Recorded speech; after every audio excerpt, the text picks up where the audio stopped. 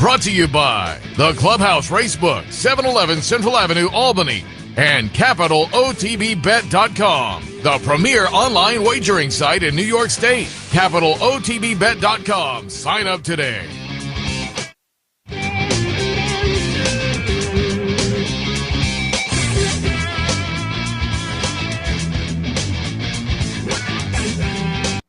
Good morning. Welcome to the Handicappers Report, taking a look at the action for Saturday, March 20th. I'll take a look at Aqueduct a little bit later on in the program. We're going to kick things off with our colleague, Brian Nadeau. He's been based down at Fairgrounds all winter long, so who better to look at a fabulous Fairgrounds program? It's the highlight of their meet, Louisiana Derby Day, with a lot of great stakes action. So up next, Brian Nadeau with a closer look at Saturday at Fairgrounds. We kick off the big 14-race card here at Fairgrounds, Louisiana Derby Day, Fairgrounds Oaks Day at 11:20 Central, 12:20 Eastern. Race 1 kicks off an early pick 5. It's the Crescent City Oaks 3-year-old fillies for state breds, and it's all about number 2, Australasia. She looks imposing. Wouldn't shock me if she's 1-9, undefeated, untested. For Brad Cox, she's won all 3 races by over 6 lengths, and it looks like another name the score time. 2 over the 5-1 for me. Eileen Alexander, 1 here earlier in the meet. Beat some older runners as well. She'll be in the mix for a minor award for Tom Amos, and then number 1 Big Time, a 2-time state bred stakes winner here in December, albeit at 1 turn. She's unproven at 2 turns for Dallas Stewart, but she can get a piece as well. But we kick it off in the opener, 2-5-1. Race 2 kicks off the early pick 4 here. It's a maiden special weight for 3-year-olds, going a mile and a 16th on the main track. And the maidens races are tough today. They're good races. 2-4 over the 1-7 for me. Alejandro for Steve Asmussen, Stone Street Sables. Second time Lasix. Irad Ortiz gets aboard. Second off the lay-off as well. Was behind Run Classic last time, and that one will run in the Louisiana Derby later on the card. 3 starts, progressing in his form. Drew well, too, and I think that will help. Number 4, Masca Parade got back on the beam last time for Al Stahl. Third to Sainthood, who was even money shipping in for Todd Pletcher. I think that bodes well. Number 1, Road Bible, the Asmussen firster. The Damn Wonder, again, won over 900,000. So that bodes well, but winning at 2 turns on debut is never easy. I'll play that one underneath, and I'll mention number 7, Dolder Grande as well. Blinkers on might help this one because he basically lost last time as opposed to Sainthood winning. He should have won that day. He was beating the nose after giving it up late. He was third to Big Lake, 2 back. That's a good run, too. Maybe the blinkers put him over the top. 2-4 over the 1-7. Race 3, it's another maiden special weight, this time for state breds. We're going 6 furlongs here, and I think it might be the right time to look to a newcomer as the proven runners aren't all that strong. 2-5 over the 7-1. Number 2, Bourbon St. Tappan for Eddie Johnston. This is a very high percentage barn in 2020, 10 for 42 on the year. This is a half brother to Shang, who won $386,000 in his career. They paid $52,000 for a son of Tapiture. Plenty of works here. Several of them very, very snappy. Now, the barn's just 0 for 2 with firsters, but that's hardly a sample size. Bourbon St. Tappan looks good on debut. Tab the tote board here as well. Gold Punch comes in from Delta for Victor Arsenault, a very, very high percentage barn last year, 17 for 51. So obviously he picks his spots. The fact that he ships in here for a big purse is noteworthy. Second on debut, third in his second start at Delta, improving on the figures, and is a major, major player in here. Number 7, Mikaja for Brett Calhoun, Chester Thomas's Allied Racing. They paid $8,000 for a son of Mass Media. Now, that's actually a good thing because Mass Media only stands for $1,500. Brett's only 9% on debut, but I don't think it's a surprise that this one debuts on such a big day. Don't be surprised if Brett's got him cranked. Down inside, Ranch Badge for Sweet Hodges is getting better. A good second last time, back-to-back seconds actually, but stepped up to the special weight set and ran second last time. He's in the mix here too.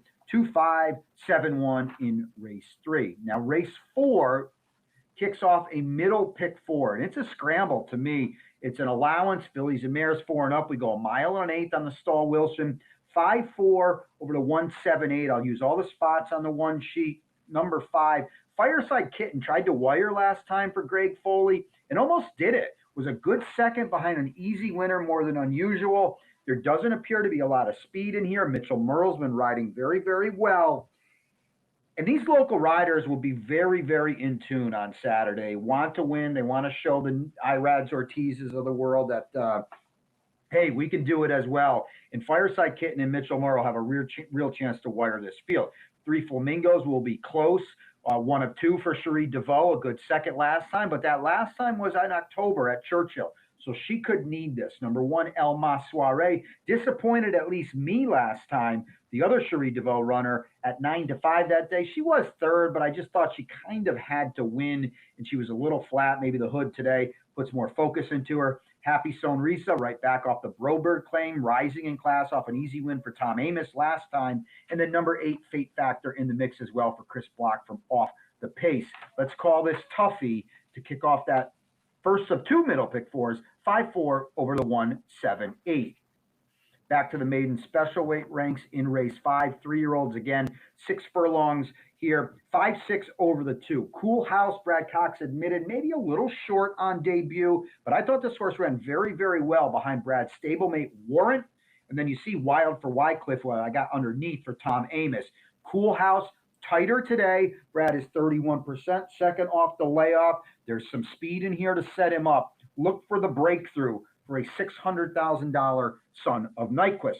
Wild for Wycliffe keeps winning the battle and losing the war for Tom Amos.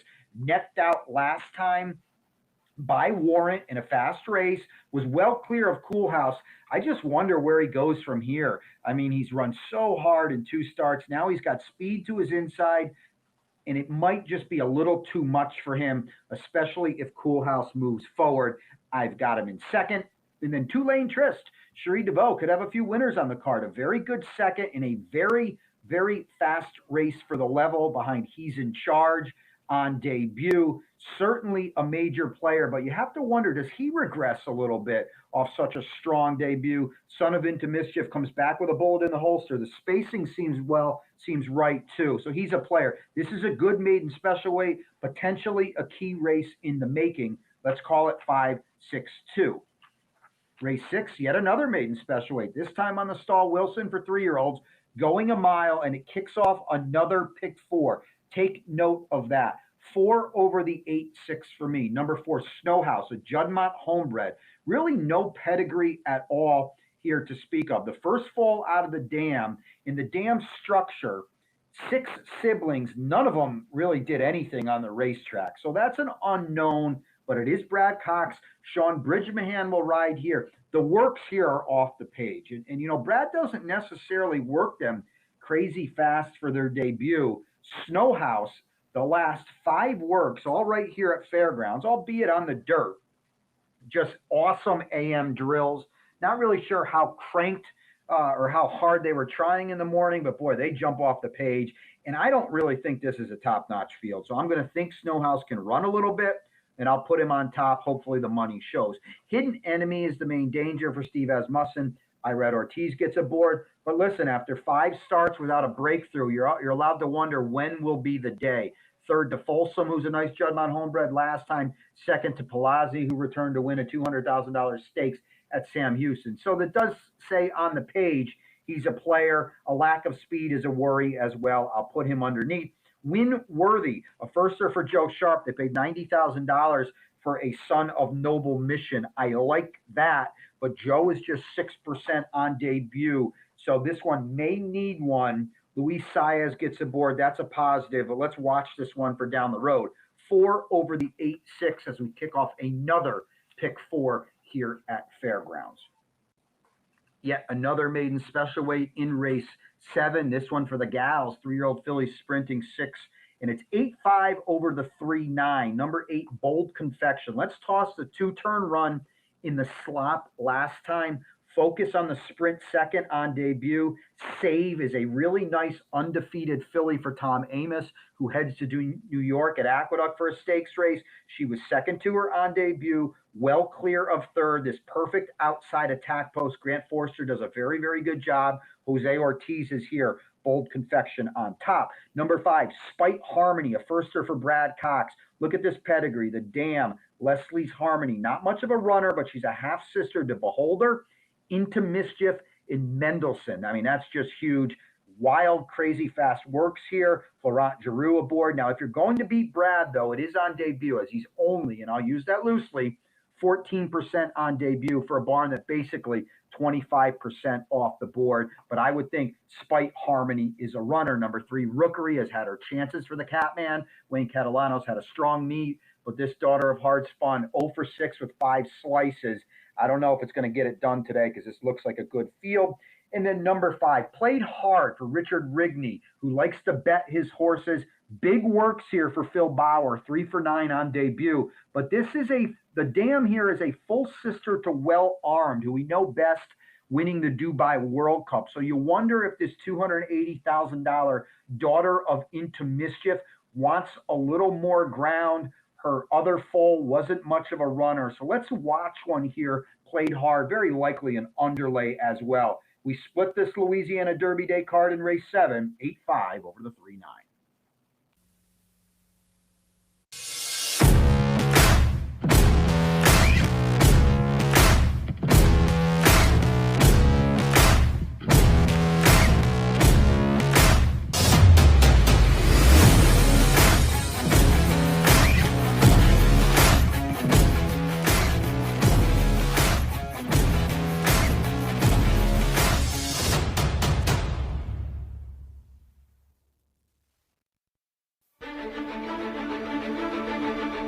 Horses racing, people betting. It's been going on since before the Roman Empire. And the fastest horse is still the one that wins. Where there's gambling, there's cheating. That hasn't changed either. What has changed are the tools used to combat doping and cheaters.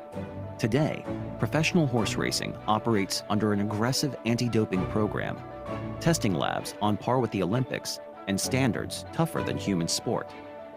For 85 years, the Association of Racing Commissioners International has fought for safe horses and honest sport. ARCI standards form the basis for the rules of racing. Today, they call for a new expanded program to protect all horses, young and old.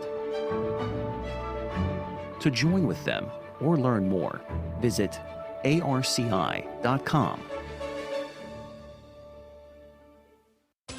Capital OTB is now streaming live on Roku. The RTN Racing channel on Roku lets you watch OTB TV live through your Roku device or your Amazon Fire Stick, rather than being limited to computers and mobile devices, which means you can now watch OTB live wherever you are. Simply open Roku, scroll to find the RTN channel, then click on OTB TV. OTB TV on Roku. Try it now. Race 8 kicks off a run of 7 straight stakes races. It's the Costa Rising for Louisiana breds 3 and up. We go 5.5 on the stall Wilson. And I know he hasn't run on turf before, but No Parole won a grade 1 at 3. He came back and looked really good, winning at 1-10 in his comeback at Delta Downs. And he does have some turf breeding as well. So I would just think he's too good for what's a pretty modest group. And Tom Amos has big things planned for him this year. He'll get it done here at a very short price. Monty Man is the 6th, but I'm going to look for a little bit of a price. Monty Man's won this race the last 2 years, but I'm going to look for a little bit of a price. Let's call it the other Ron Fauché. Number 8, A Fleet Ascent. Cuts back, has been routing of late. I think the cutback and the addition of blinkers could have him in the right spot to pick up some pieces from off the pace.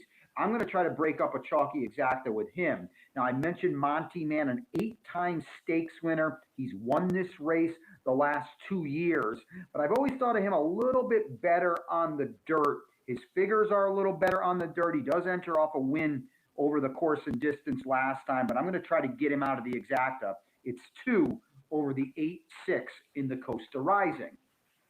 Race 9, State Breds again. This is the Crescent City Derby for 3-year-old Louisiana breds. We go a mile and a 16. Who took the money? Untested, undefeated in 2 starts for Brett Calhoun. A lot like Australasia in the first race, he hasn't faced a challenge either, and I don't really think he'll face one here. He won going 2 turns over the track last time with a very, very fast number. Who took the money? Goes 3 for 3 at a short price.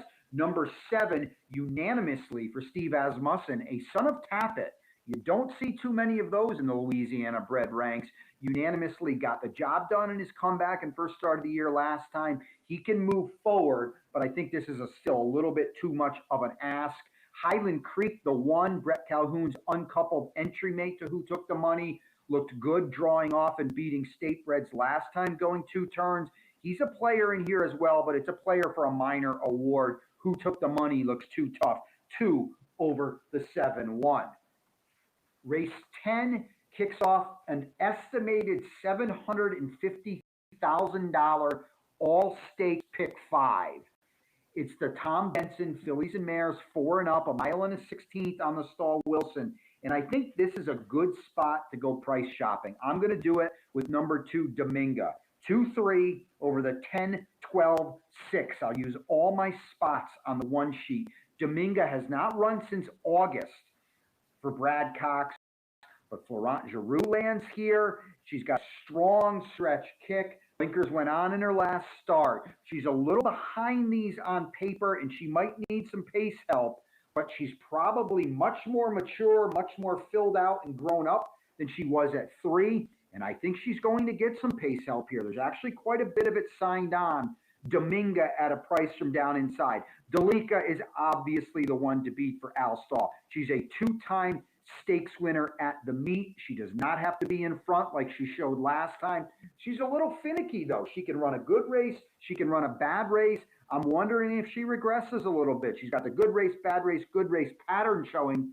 Does she take a step back today? I'll put her in second. Now we go outside for number 10, Winning Envelope, who's been running in sprints of late, but she has solid route form. She was a close 4th in this race last year. She'll be running on at the end. Number 12, Catch a Bid, 2nd off the long layoff. 2nd time Joe Sharp is in the mix, but this wide draw doesn't help. And then Temple City Terror was 2nd to Delica last time.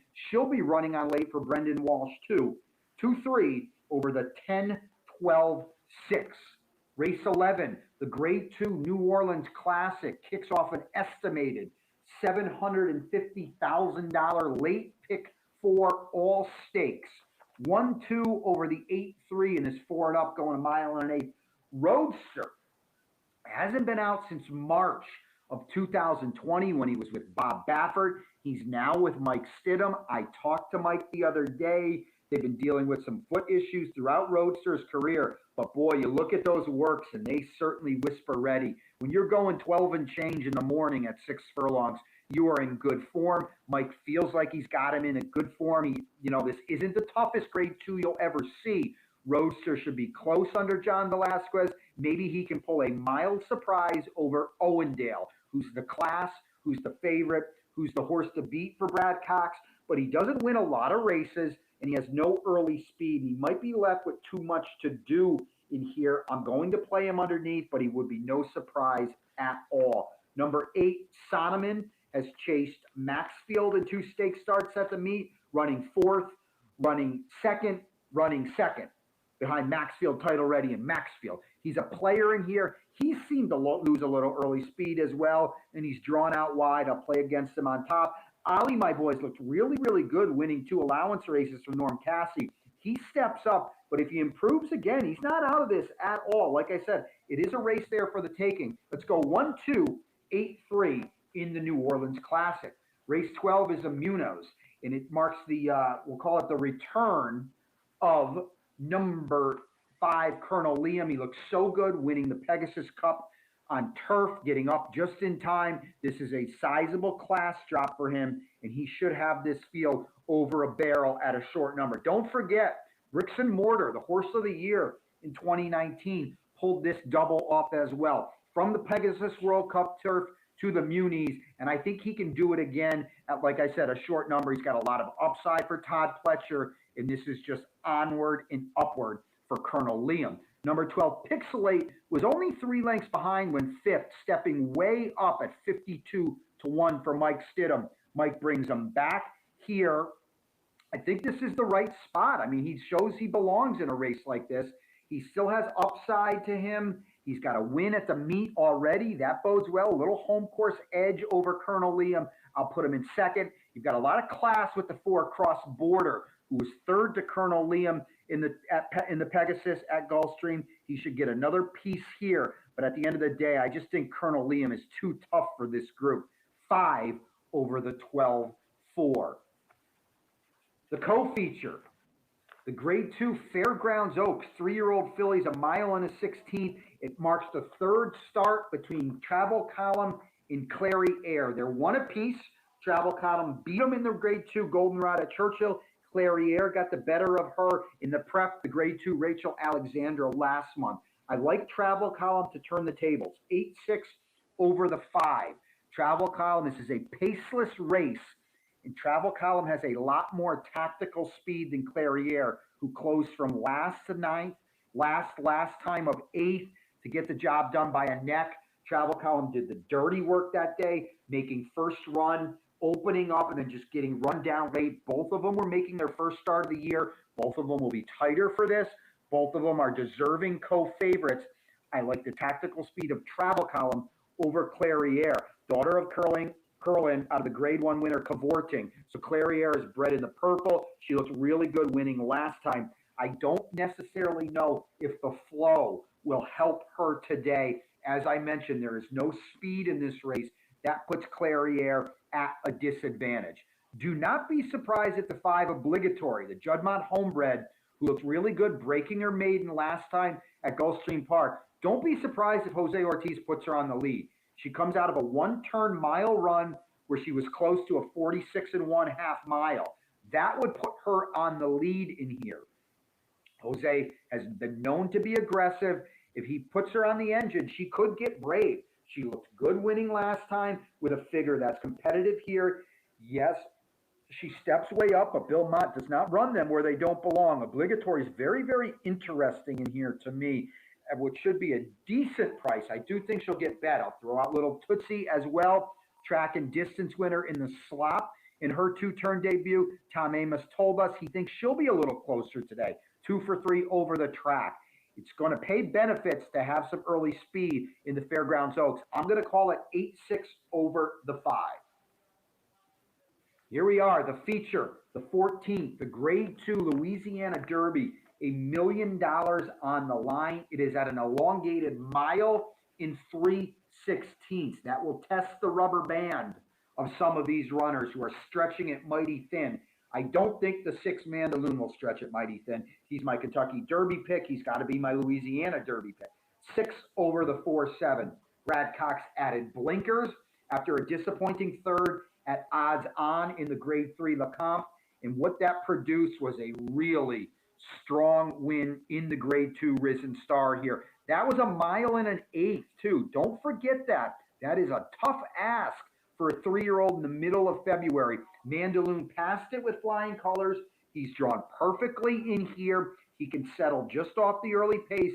He'll get first run. And I just think this will send him to Kentucky as about a 5 or 6-1 second or third choice in the run for the Roses. Juddmonte Farm homebred checks all the boxes for Brad Cox. Now, Mandaloun added blinkers and won the Risen Star. That's what Proxy is going to do here in the Louisiana Derby. He lost focus in the Risen Star when he dropped back entering the far turn. John Velasquez had to get into him a little bit. He re-rallied. He rebroke. He gamely chased Mandaloun home. Mike Stidham adds the hood here for not only a little more focus, a little more tactical speed, but I think a little more focus. You watch that Risen Star, you can clearly see he came off the bridle a little bit and then rebroke late. That bodes well for him here, but I just don't think it will bridge the gap to Mandaloun. Proxy, a son of Tappet, out of the multiple Grade 1 winner, Panty Raid. He's bred to love this trip too, but I just think Mandaloun is a better racehorse. Let's put Proxy in third.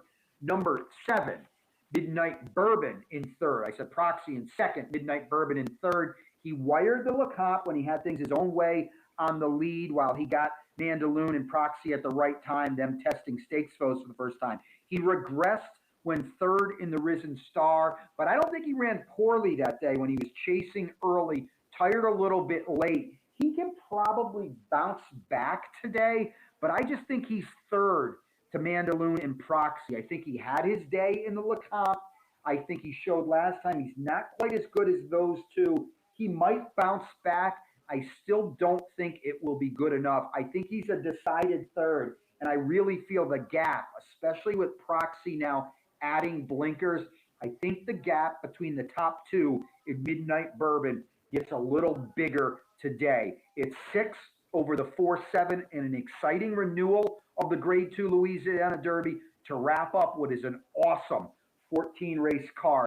Welcome to Albany County, an incredible destination to live, work, and play, with easy connections to more than a dozen cities from our vibrant modern airport. It's a short trip downtown to a hive of culture and amusement, from world-class shows at the newly renovated Times Union Center to reliving the past at the New York State Museum. From outdoor recreation to shopping to nightlife, Albany County has something for everyone. We'll see you soon.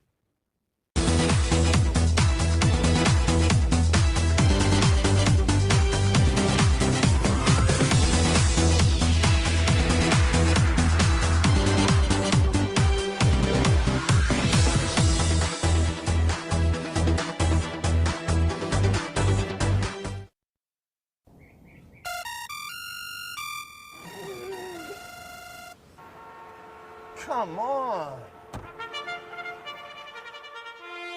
I want sales reports on my desk by Monday. Whoops. My bad. Love racing? RTN brings you every live simulcast on your home television, plus live video streaming and race replays on your PC and mobile devices. To order, visit rtn.tv. RTN, a breed apart. Welcome back to the Handicapper Support. Thanks again to Brian Nadeau for taking a look at the Fairgrounds card. Again, he's been doing a great job all meet long. You watch him, you see him in the pregame show at Fairgrounds doing some of the paddock commentary. So it was fun to have him in this morning to take a look at their big day. The highlight of their meet with the Louisiana Derby and other stakes. Fairground Oaks is great with the matchup between Clairiere and Travel Column. It should be a fun day Saturday afternoon at the Fairgrounds. So we appreciate Brian checking in with that look. I will now shift attention to Aqueduct for Saturday afternoon. The opener at Aqueduct on Saturday, state-bred maiden claimers going a mile. In the first, I have it 5, 1, 2, and 4. I will put Purple Hearted on top for Chris Engelhart. Maiden special weight to maiden claiming, a couple of good numbers fired, comparatively speaking, so far in the career. I think it's going to fit nicely with this maiden claiming bunch. And off the first two races, you would have to think this horse now moves into a field where it gets the breakout performance, as it were. Second slot, I'll go with Got the Gold, Linda Rice trainee by Golden Sense, who is a nice sire of win early runners. This one didn't quite live up to that in the career debut, but like the top pick, it was a maiden special event. Now drops in for the maiden tag. Again, with that little bit of breeding, and Linda Rice on his side should benefit from that whole scenario. And then Jade's Dream in the third spot has some early speed. That early speed hasn't been potent enough to take this one all the way around yet, but like the top two picks, moves into the claiming ranks for the first time.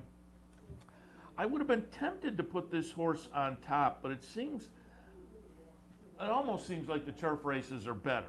If you go back to the July and June dirt races, those were pretty good.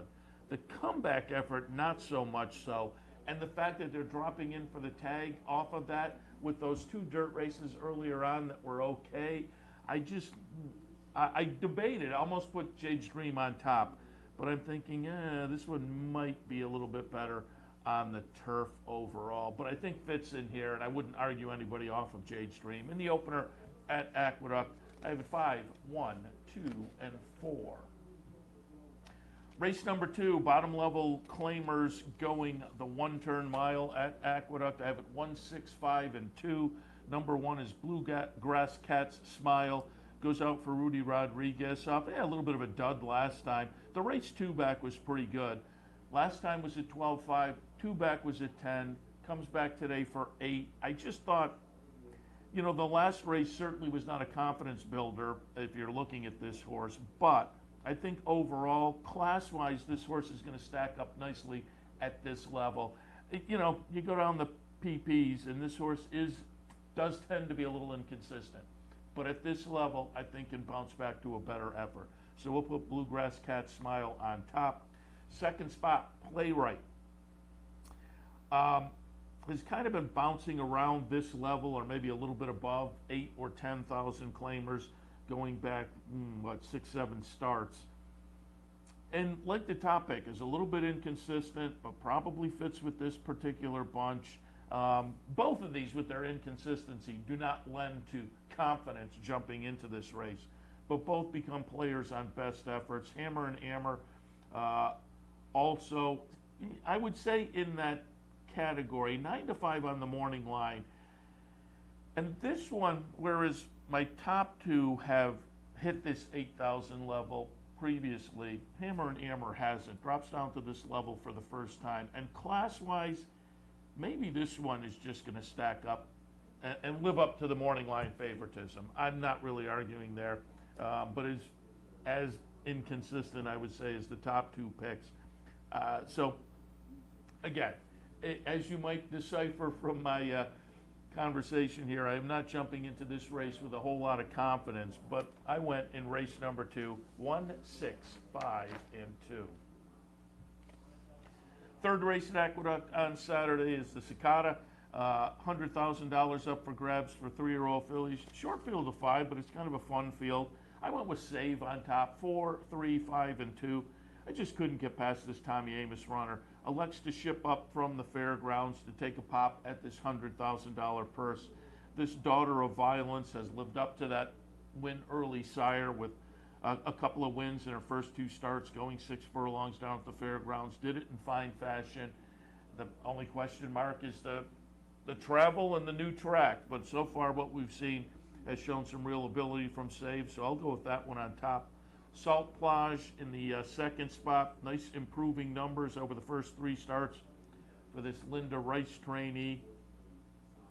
They shipped down to Laurel last time to try Stakes Company in the 3rd career start after 2 wins.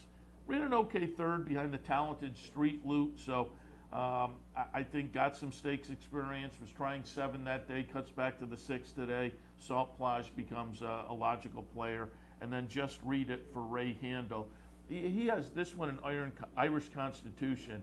Irish Constitution on a quick turnaround coming out of an optional claimer. I looked at that one and debated. I kind of liked the quick turnaround. Eventually put that one in the 4th spot though. But on the 8-day turnaround off the win, Irish Constitution is interesting to me. But I put Just Read It in the 3rd spot for Ray Handel.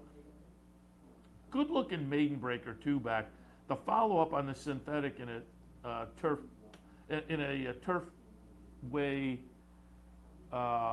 stakes race, the Cincinnati Trophy, it did not match up to the Maiden Breaker. But it went in the wrong direction so much that I'm thinking maybe a reaction to the synthetic surface. I think Just Read It probably a little bit better than we saw last time. But the top 2 look like they have the edge in here.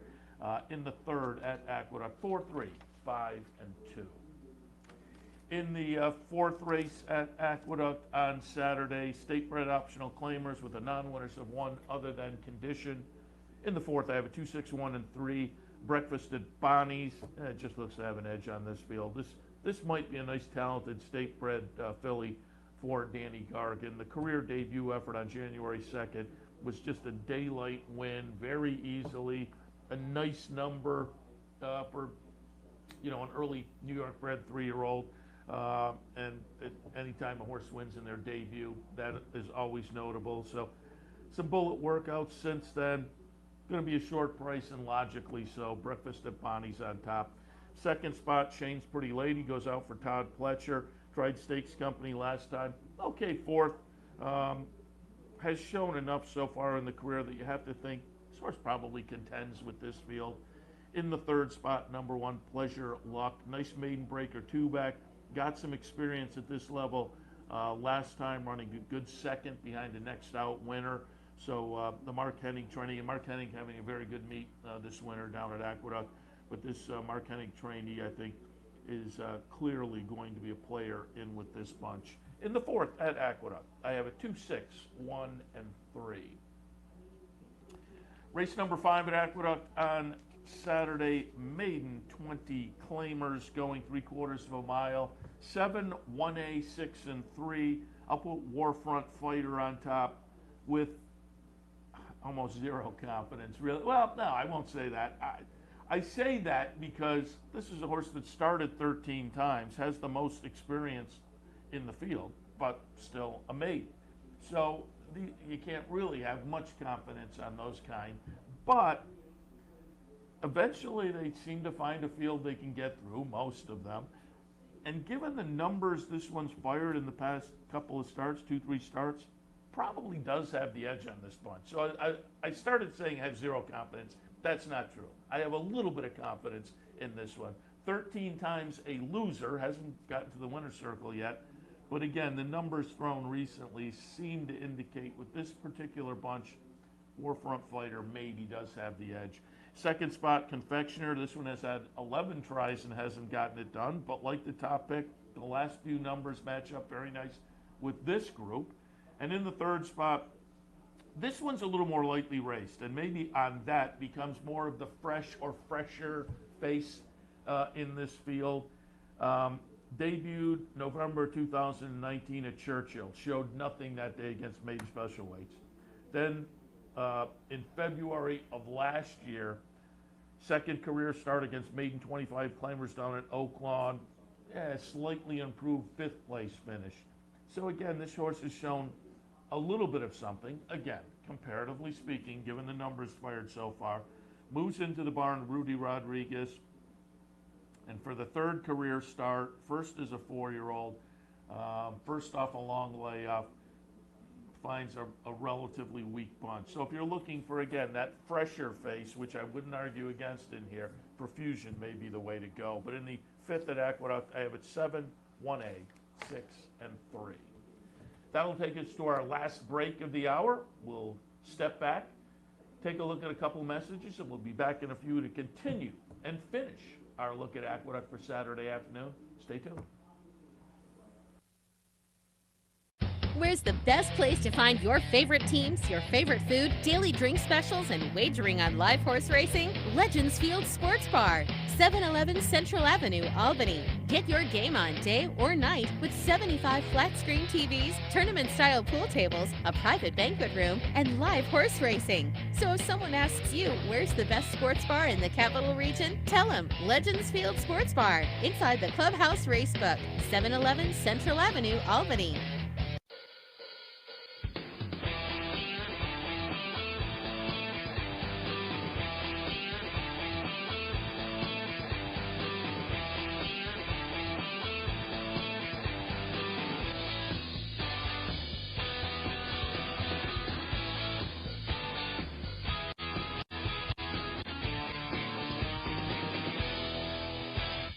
Having trouble finding us? It's actually quite simple. Whether online or on your TV, it's never been easier to watch and wager on championship horse racing with Capital OTB. Simply log on to capitalotbbet.com. There you can watch our morning shows, live stream races, and wager on our state-of-the-art wagering platform. You can also watch from the comfort of your home on Spectrum Cable Channel 1250 or Fios Channel 467, and win more with Capital OTB.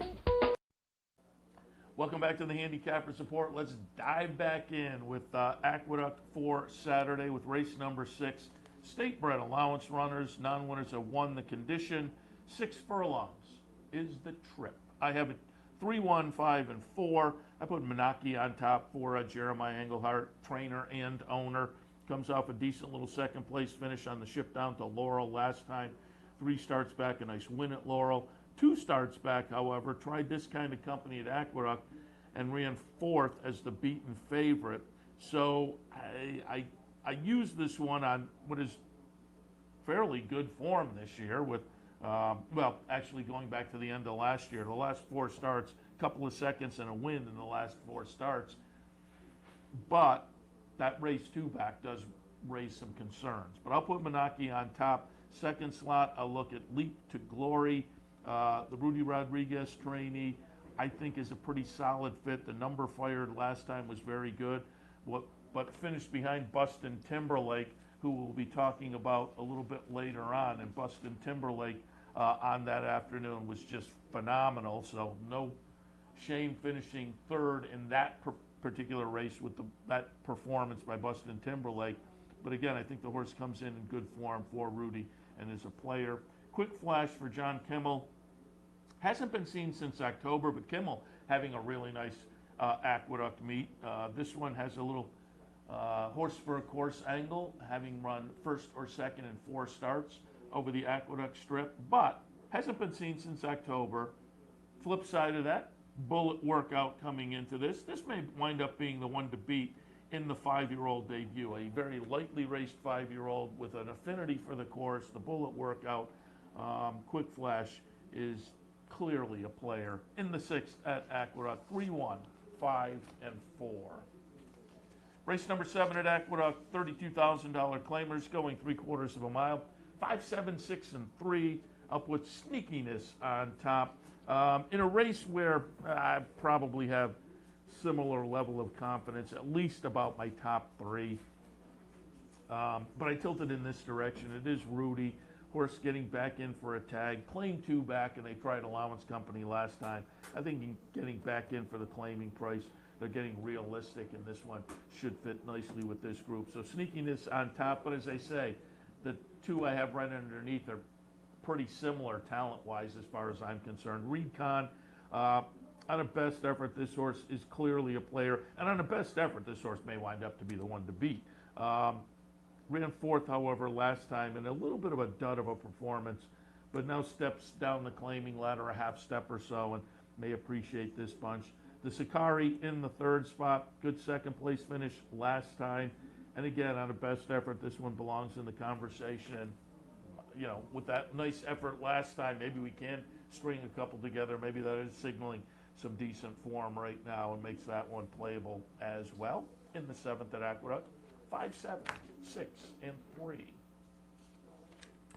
8th race, I mentioned it a moment ago, Bustin Timberlake returns in this event after the big win on February 15th. I couldn't get past that.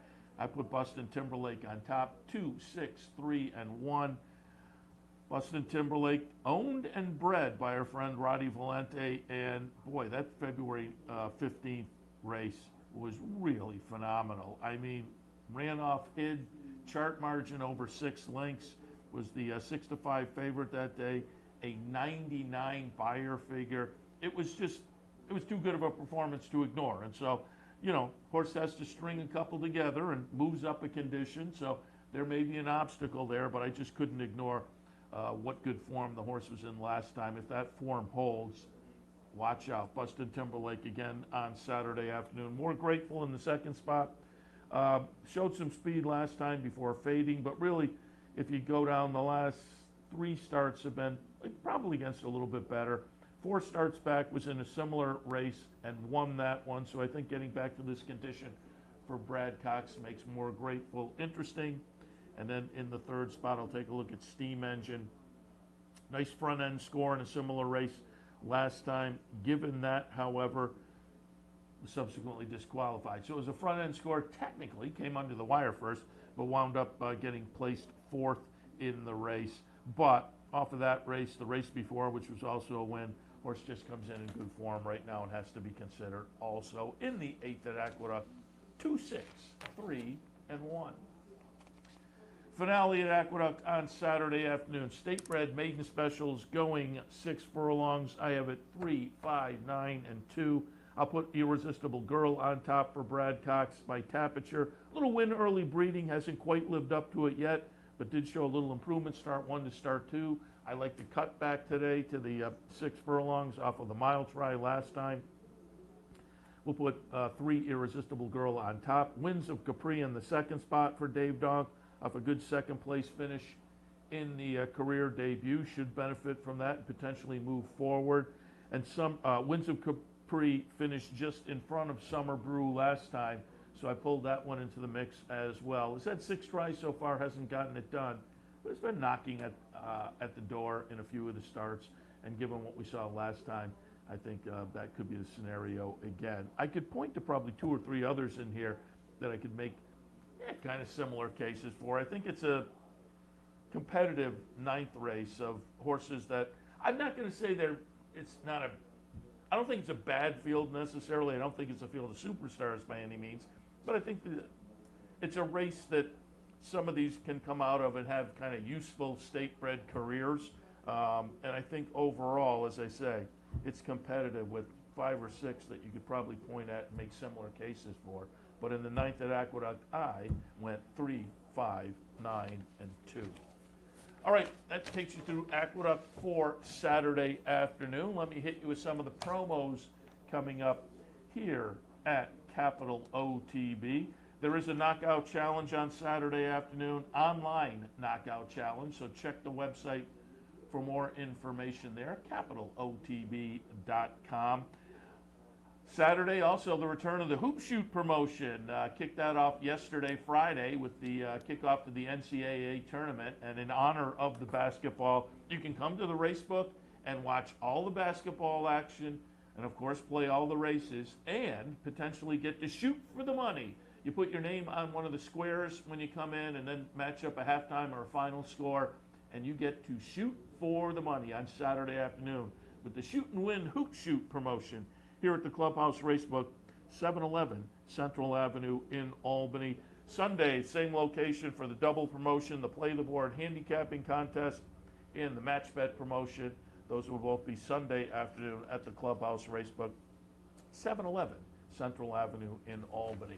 And don't forget, tonight, Thoroughbred Racing is available tonight here at Capital OTB, so keep that in mind for your Saturday night action. Here on the network, you can watch the Thoroughbreds, capitalotbbet.com. You can bet the Thoroughbreds on this Saturday night, so keep that in mind as the day, the afternoon, and the evening progresses. All right, I'm going to wrap it up for the Handicappers report. A little bit earlier, Brian Nadeau took a look at the Fairgrounds card, which is a great card today. I took a look at Aqueduct. As always, if you didn't get a chance to write down some of the numbers, go to capitalotb.com, click on the Handicapper support link, and you get a nice printable sheet with all of those selections for your convenience. We appreciate your tuning in this morning. Good luck this afternoon. We'll see you next time.